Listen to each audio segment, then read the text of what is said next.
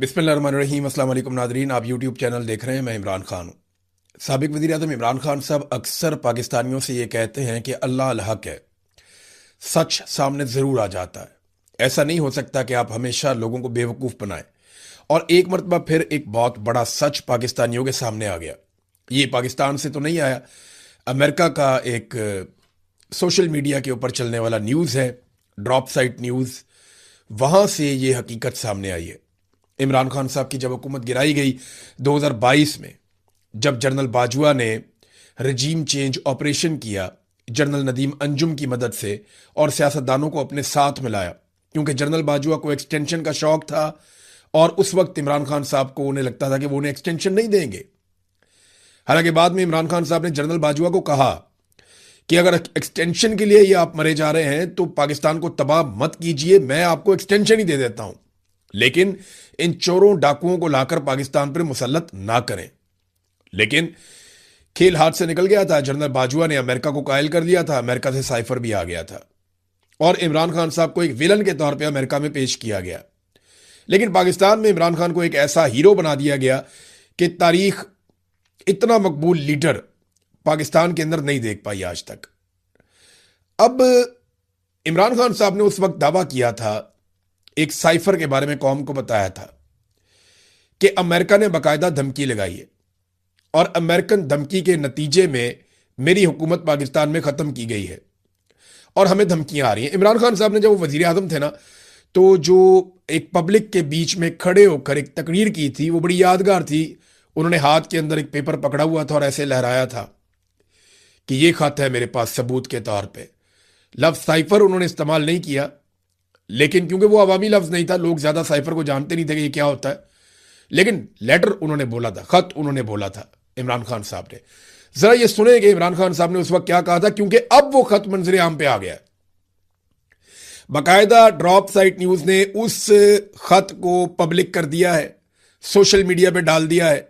और मैं आपको कंफर्म करता हूं, क्योंकि मैंने कासिम सूरी साहब से भी बात की है और मैं खुद इमरान खान साहब को मिलने के लिए गया था 10 मार्च 2022 को, क्योंकि साइफर आया था 7 तारीख को, तहरीक अदम एतमाद आई थी 8 तारीख को, मेरी इमरान खान साहब से मुलाकात हुई थी 10 तारीख को।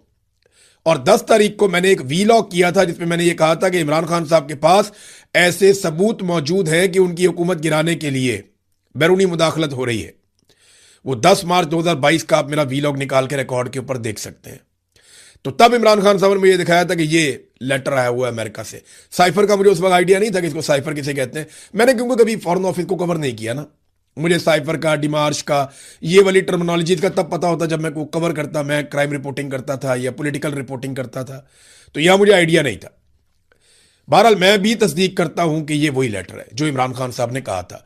आज इमरान खान सच्चा साबित हुआ और जनरल बाजवा झूठा साबित हुआ। आज इमरान खान सच्चा साबित हुआ, शहबाज शरीफ, आसिफ अली जरदारी, नवाज शरीफ और ये सारे जितने फजल रहमान समेत ये सारे सियासतदान झूठे साबित हुए। आज पाकिस्तान की अदलिया जो है वो गलत साबित हुई और कासिम सूरी का जो बयानिया था या कासिम सूरी की जो रूलिंग थी वो आज दुरुस्त साबित हुई। और ये सबूत सारी दुनिया लॉजिक कागज का टुकड़ा करार दिया और उसका हकीकत से कोई ताल्लुक नहीं था। ये उस वक्त के DG ISPR general Iftikhar Babar ने कहा था। जर्नैल झूठे साबित हुए, इमरान खान सच्चा साबित हुआ। वो साइफर मौजूद है और उसके अंदर क्या लिखा है वो भी मौजूद है। आपको मैं उसका एक टुकड़ा पढ़ के सुनाता हूं कि साइफर के अंदर क्या क्या चीजें हैं। ये देखिए उसकी ट्रांसलेशन। इसके अंदर जनाब लिखा हुआ है कि एटमी ताकत है पाकिस्तान, उसको जो धमकी दी गई है डोनाल्ड लू ने जो दी वो क्या थी। हमें यकीन है कि अगर पाकिस्तान वजीर आजम इमरान खान की क्यादत में रहा तो उसे आलमी सतह पर तन्हाई का सामना करना पड़ेगा। अगर वजीर आजम इमरान खान के खिलाफ अदम एतमाद की तहरीक कामयाब हो जाती है तो वाशिंगटन में सब कुछ माफ किया जा सकता है और ताल्लुकात दोबारा बेहतर हो सकते हैं, वरना पाकिस्तान के लिए मुश्किलात बढ़ जाएंगी। यह धमकी लगाई गई अमेरिका की जानिब से पाकिस्तान को। एक एटमी ताकत है पाकिस्तान और देखें किस तरह पाकिस्तान को ट्रीट किया गया उस वक्त, सिर्फ इमरान खान की हुकूमत गिराने के लिए। आज पूरी दुनिया को पता चल गया कि इमरान खान ने सच बोला था। अमेरिकन मीडिया ने पहले ही बता दिया था, लेकिन क्योंकि ये डॉक्यूमेंट मौजूद नहीं था तो उंगलियां उठाई जाती थी। आपको याद है मरियम नवाज का स्टेटमेंट कि अब कौन मुल्क हमें साइफर भेजेगा। यानी मरियम नवाज को यह पता ही नहीं था कि एक्चुअली साइफर क्या है। उन्होंने कहा, अब कौन सा मुल्क हमें साइफर भेजेगा, जब इन्होंने साइफर के बारे में ये सब कुछ कर दिया, पकड़ के इन्होंने सारा कंट्रोवर्शियल कर दिया। अब ये साबित हो रहा है कि साइफर का मतन वही है जो इमरान खान ने परेड ग्राउंड के जलसे में और फिर बाद में अवाम के सामने रखा था।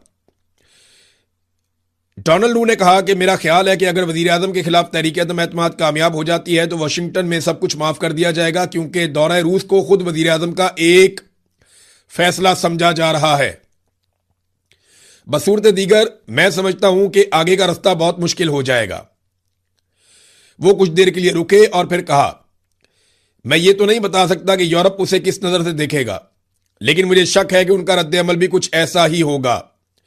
फिर उन्होंने कहा कि ईमानदारी की बात यह है कि मैं समझता हूं कि यूरोप और अमेरिका की तरफ से वजीर आजम की तन्हाई बहुत शदीद हो जाएगी। ये पाकिस्तान को धमकियां लग रही थी और यही बात इमरान खान कह रहा था। तो जब इमरान खान ने कहा कि क्या हम कोई गुलाम है, ये इसका नतीजा था। फिर इमरान खान ने जो एब्सोल्युटली नॉट कहा था उसका नतीजा था। और इमरान खान साहब ने कहा कि मैं तो आर्मी चीफ से सबसे बात करके फिर गया था रशिया मुशावरत करने के बाद, और रूस जाने से एक दिन पहले मुझे पता चलता है कि रशिया अटैक करने वाला है यूक्रेन के ऊपर। तो मैं जनरल बाजुआ से मशवरा करता हूं कि मुझे जाना चाहिए या नहीं। तो जनरल बाजुआ मुझे यह कहता है कि आपको जरूर जाना चाहिए क्योंकि आपका दौरा पहले से तय है।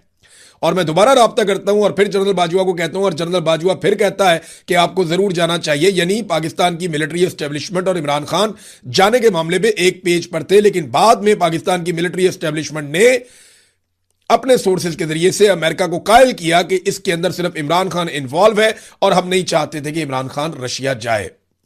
किस तरीके से अमेरिका को तैयार करके इमरान खान साहब को हुकूमत में से निकाला गया। नाजरीन, साइफर एक मरतबा फिर सामने हकीकत बनकर खड़ा है और यह साबित हो रहा है कि पाकिस्तान में रजीम चेंज ऑपरेशन जर्नैलों की एक साजिश थी, जिसमें उन्होंने अमेरिका को पहले गुमराह किया, फिर उनसे कॉन्सेंट लेने के बाद उनके हुक्म के मुताबिक पाकिस्तान में रजीम चेंज ऑपरेशन कर दिया।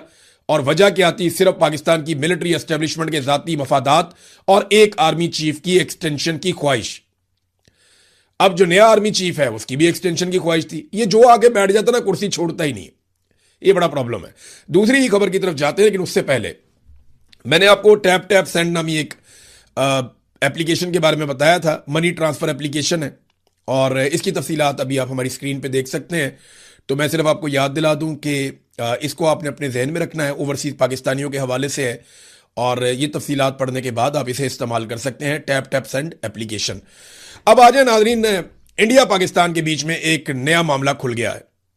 इंडिया ने पाकिस्तान को बराह रास्त धमकी लगा दी है। इंडियन आर्मी चीफ ने स्टेटमेंट दिया और पाकिस्तान के लिए बड़ी संगीन किस्म की धमकियों का अनाउंसमेंट कर दिया। अब पाकिस्तान ने उसका बड़ा सख्त रद्द-ए-अमल भी दिया है।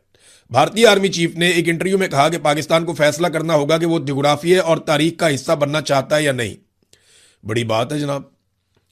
वो कहता है जी पाकिस्तान जोग्राफिया पे ही नहीं होगा या तारीख का हिस्सा भी होगा या नहीं होगा, ये फैसला इंडियन आर्मी चीफ करेगा। अपने जहाजों का मलबा तो भाई पहले उठा लो जाके। फिर अब यानी ये तो बहुत ही अजीब बात है कि एक लड़ाई हारने के बाद एक आर्मी चीफ ऐसे दंदनाता हुआ धमकियां कैसे लगा सकता है। और ये झड़पें थी, यानी एक लड़ाई ऐसी थी, कोई इतनी बड़ी लड़ाई भी नहीं थी। इसमें नुकसान तो इंडिया का हुआ, पाकिस्तान का भी हुआ। उन्होंने काफ़ी मिसाइल मारे, हमारे मदारिस तबाह किए हैं, मुरीदके के अंदर तबाही फेरी है, कुछ हमारी एयर बेसिस के ऊपर उन्होंने अटैक किए हैं, तो उन्होंने भी नुकसान किया। लेकिन हमने उनके तैयारे तबाह कर दिए, तो हमें एक बड़ी कामयाबी मिल गई है। और अब वो डिंगे मार रहा है इंडियन आर्मी चीफ। और पाकिस्तान एक एटमी कुव्वत है, कोई तरन वाला तो है नहीं कि आप आएंगे और आके आप कहेंगे हैप्पी बर्थडे टू यू और आप अटैक करेंगे और हम आपकी बात मान लेंगे। ऐसा नहीं होगा। गो कि इंडिया की फौज बहुत बड़ी है, आपके हथियार बहुत ज्यादा है, लेकिन हम एक एटमी कुव्वत हैं। आप हमें मिटा नहीं सकते, क्योंकि एटमी कुव्वत को जब कोई मिटाने की बात करता है ना, तो वो पागलपन का शिकार होता है। एटमी कुव्वत को मिटाने का मतलब यह है कि पूरा एक रीजन मिटा देना। अब पाकिस्तान के पास बहुत सारे एटम बम है, आप हमें मिटाएंगे, साथ में आप भी मिट जाएंगे। ऐसा ही होगा। ये नहीं हो सकता कि आप एटम बम मारें या हमें मिटाएं, हमारा जोग्राफिया खत्म करें और आप वहां पे कायम रह सकें। ये मुमकिन नहीं है ना। जब भी कोई मुल्क एटमी कुव्वत बन जाता है तो आप ये कर नहीं सकते। अब पाकिस्तान ने इसका जवाब ये दिया कि ये बयान हिंदुत्व नजरिए के जेर असर भारतीय क़यादत की गुमराहकुन और वहमी सोच की अक्कासी करता है, जो 8 दहाइयां गुजरने के बावजूद पाकिस्तान के वजूद को तस्लीम नहीं कर सकती। खुद मुख्तार एटमी मुल्क को जोग्राफिया से मिटाने की धमकी देना किसी किस्म की स्ट्रेटेजिक हिकमत अमली नहीं है, बल्कि ज़हनी दिवालियापन, जनून और जंगी जनूनियत का मजहर है। अब ये चक्कर क्या है, क्या इंडिया दोबारा से पाकिस्तान के ऊपर खुदा ना खास्ता कोई अटैक कर सकता है, या पाकिस्तान और इंडिया के बीच में दोबारा लड़ाई लग सकती है? तो याद रखिएगा कि नरेंद्र मोदी को भी फेस सेविंग चाहिए। नरेंद्र मोदी अगले किसी भी इलेक्शन में जाने से पहले कुछ ना कुछ करेगा जरूर। कोई ना कोई हो सकता है इंडिया में फिर से फॉल्स फ्लैग ऑपरेशन हो जाए और फिर पाकिस्तान के ऊपर अटैक कर दिया जाए और फिर पाकिस्तान भी जवाब देने पर मजबूर हो जाए। बहुत मुमकिन है, इंडिया ये कर सकता है, क्योंकि नरेंद्र मोदी की जो सूरत हाल है वो बड़ी पतली है। ऑपरेशन सिंदूर जो उन्होंने किया वो एक बहुत बड़ा फेलियर उनके लिए बन गया। पाकिस्तान में ऐसा सच कोई कामयाबी उन्हें हासिल नहीं हुई, वो मासूम लोग शहीद हुए। वो जो उनका दावा है कि वहां दहशतगर्द कैंप हैं और ये है वो, या ऐसा कुछ नहीं है। अब एक दौर था पाकिस्तान में इस किस्म की एक्टिविटीज होती थी, अभी आपको कुछ नहीं मिलेगा यहां पे, ऐसा कुछ है नहीं है। वो जो लश्कर तैयबा वाला दौर था या उस किस्म की चीजें हुआ करती थी माजी में कभी, तो वो इंडिया की खाम ख्याली है। ये मुजाहिदीन जो कश्मीर के अंदर लड़ाई लड़ रहे हैं, पाकिस्तान उनकी सपोर्ट करता है और वो बेचारे अपनी आज़ादी के लिए आवाज़ उठा रहे हैं, वो एक अलग हकीकत है। लेकिन अगर आप कहें कि यहां पे जनाब अंधाधुंध कैंप बने हुए हैं, तरबियतें हो रही हैं, वो अब नहीं है ऐसा कुछ। माजी के किस्से आपने भी बहुत शरारतें की हैं, पाकिस्तान ने भी की हैं, दोनों ने अपना अपना काम किया है। लेकिन आप ये कोई कहे कि जोग्राफिया से ही मिटा देंगे, तो ये एटमी कुव्वत को ये कहना तो एक तरह का पागलपन ही है।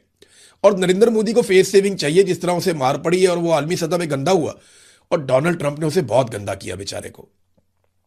अभी इंडिया को एक और झटका लगा है, क्योंकि वो रशिया से जो तेल ले रहा था उसकी मुद्दत खत्म हो गई है।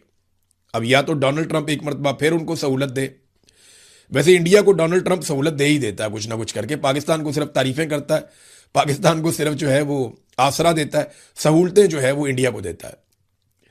अब मामला यह है कि क्या इंडिया वाकई पाकिस्तान के साथ फड्डा कर सकता है? तो मुझे यकीन है कि जरूर किया जा सकता है ऐसा। बड़ी लड़ाई तो शायद इंडिया नहीं लड़ेगा, लेकिन पाकिस्तान के साथ एक महदूद लड़ाई इंडिया हो सकता है कि लड़े।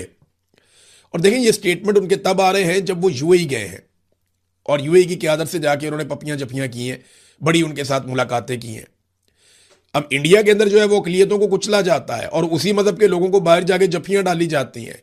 तो पैसा बड़ी चीज़ है और इख्तियार बड़ी चीज़ है और मफादात जो हैं वो उससे भी बड़ी चीज़ है। बहरहाल ये इंडिया पाकिस्तान का मामला, इसके ऊपर हम नज़र रखेंगे। धमकी का जवाब पाकिस्तान ने ठीक दिया है।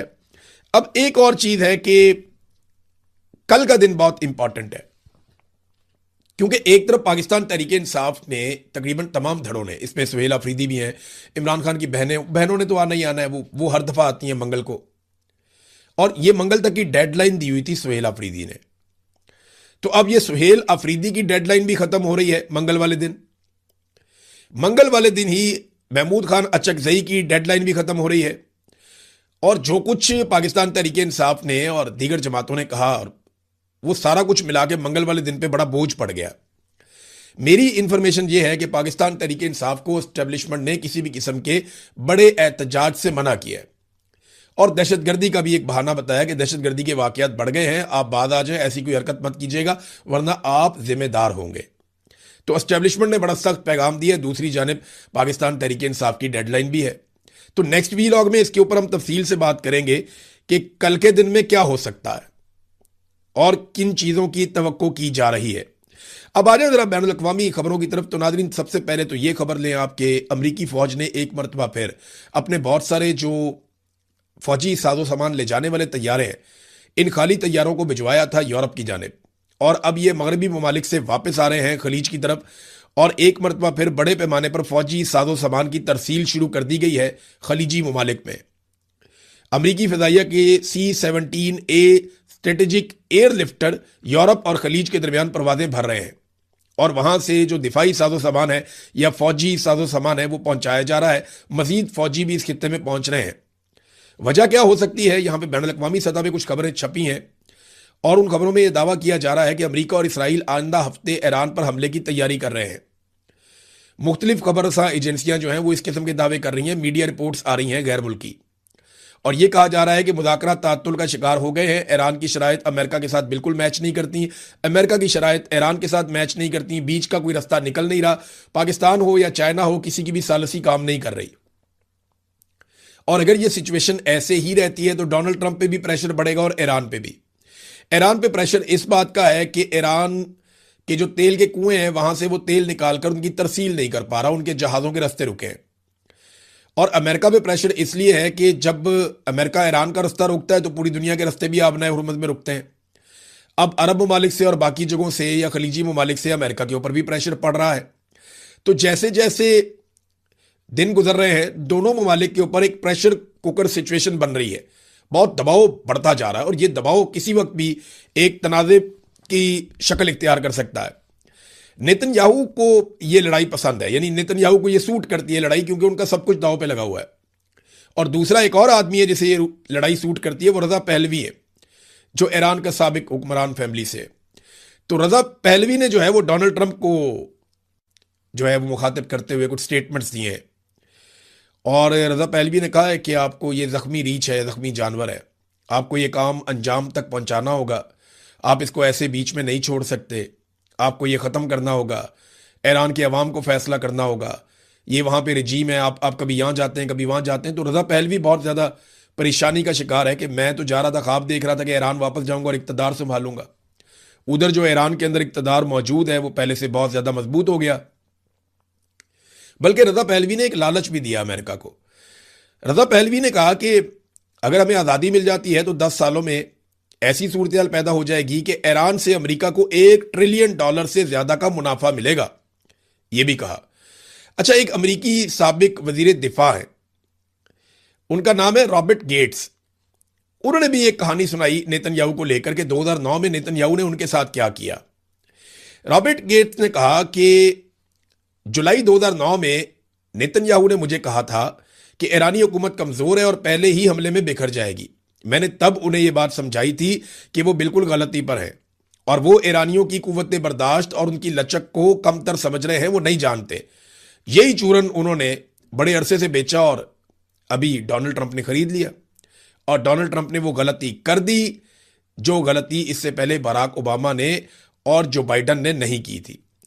नाज़रीन, ईरानी फौज मुख्तलिफ किस्म के हथियार सरकारी टीवी पे चलाना सिखा रही है। पहले मैंने आपको बताया था कि उन्होंने पीके मशीन गन चलानी सिखाई, ये बड़ा मशहूर वेपन है ईरानी और बड़ा तगड़ा वेपन है, वो पहले सिखाया। क्लाशनकोफ से हैवी कैलिबर है, बहुत ज़बरदस्त गन है। तो अब वो सिखा रहे हैं स्नाइपर राइफल कैसे चलती है, यानी आप निशाना लेकर किसी को टेलीस्कोप में देखकर कैसे मार सकते हैं। और दीगर हथियार भी सरकारी टीवी के ऊपर बारी बारी वो चला रहे हैं और ये प्रोग्राम और इनके क्लिप्स ईरान के अंदर बहुत ज़्यादा मकबूल हो रहे हैं। एक और चीज़ बताता हूँ, जो लोग फैमिली दोस्त हज पे गए हुए हैं वो बता रहे हैं कि ईरानी जहाँ पे मिलते हैं ना तो उनको मुसलमान बहुत पजीराई दे रहे हैं। हज पे आपको पता है पूरी दुनिया से मुसलमान जाते हैं, बहुत बड़ी तादाद में वहाँ इकट्ठे होते हैं, खाना काबा के गिर्द, मस्जिद नबवी वहाँ पे भी जाते हैं, मदीना और मक्का में।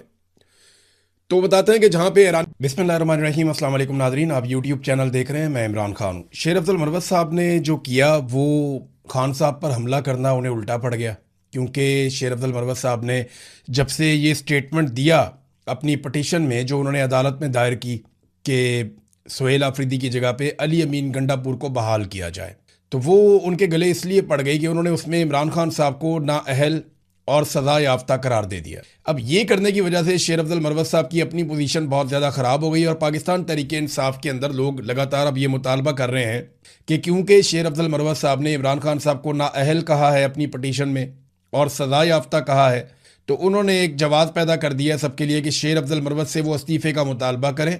और सब लोग शेर अफजल मरवत से इस्तीफ़े का मुतालबा कर रहे हैं कि आपने इसी शख्स के ज़रिए से वोट हासिल किए, इसी शख्स के नाम पे आपने वोट मांगे और इसी शख्स की वजह से आपको कौमी असम्बली की नशिस्त मिली, वरना आप काउंसलर का इलेक्शन भी नहीं जीत सकते।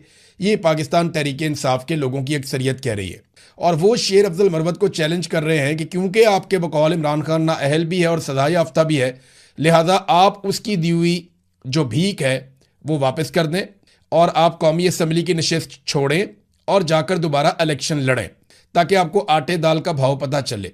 वैसे शेर अफजल मरवत साहब अगर अपने इलाके में इलेक्शन लड़ें तो वहाँ के जो लोग कहते हैं, जो मरवत कबीले के लोग हैं, उनका ये कहना है कि यहाँ से शेर अफजल मरवत अगर सही तरह इलेक्शन लड़ें और सही तरह नतीजा आए तो ये अब वाकई काउंसलर का इलेक्शन भी नहीं लड़ सकते। इमरान खान साहब की मुखालफत करके इन्होंने अपनी मकबूलियत तबाह कर ली। बहरहाल ये तो शेर अफजल मरवत साहब से मुतालबा पाकिस्तान तहरीक इंसाफ कर रही है, ये तहरीक इंसाफ में ही हुआ करते थे, फिर इमरान खान साहब ने इनको पार्टी से निकाल दिया। अब वो इमरान खान साहब को अपनी पटिशन में नाअहल भी कह रहे हैं, सजा याफ्ता भी कह रहे हैं। हाँ, लेकिन गंडापुर से उनकी अच्छी दोस्ती है और वो चाहते हैं कि गंडापुर वापस आ जाएं उस सीट के ऊपर जिस सीट पे अब सुहेल अफरीदी साहब वजीर आला खैबर पख्तूनख्वा हैं। अच्छा, मजे की बात यह है कि अगर गंडापुर को इमरान खान साहब ने इस्तीफे के लिए कहा और सुहेल अफरीदी इमरान खान साहब की चॉइस है, लिहाजा क्योंकि इमरान खान साहब सजा याफ्ता हैं और नाअहल हैं तो उनके कहने पे इस तरह की तब्दीली नहीं हो सकती। ये पटिशन है ना, तो इस तरह तो गंडापुर भी वापस नहीं आ सकता। उसकी वजह समझिए आप, इमरान खान साहब को सजा हुई थी और वो नाअहल हुए थे 2024 के इंतखाबात से पहले। तो अली अमीन गंडापुर साहब जब पहली मरतबा वजीर आला खैबर पख्तूनख्वा बने तो वो इमरान खान साहब के हुक्म के मुताबिक बने थे, तो फिर तो वो भी हुक्म गलत हो गया।